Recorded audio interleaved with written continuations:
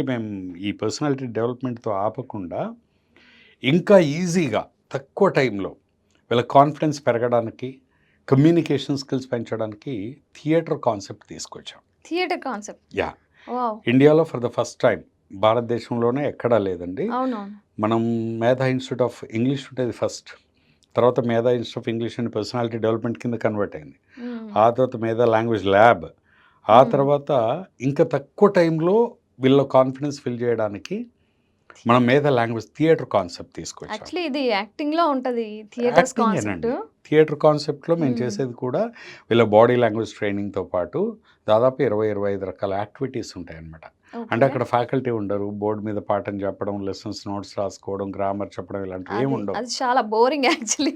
So అందుకే ఈ theatre concept ఎప్పుడైతే ఇంట్రొడ్యూస్ చేసామో సక్సెస్ఫుల్గా ఈ థియేటర్ కాన్సెప్ట్ ఆల్మోస్ట్ మనం 10 ఇయర్స్ రన్ చేసాం.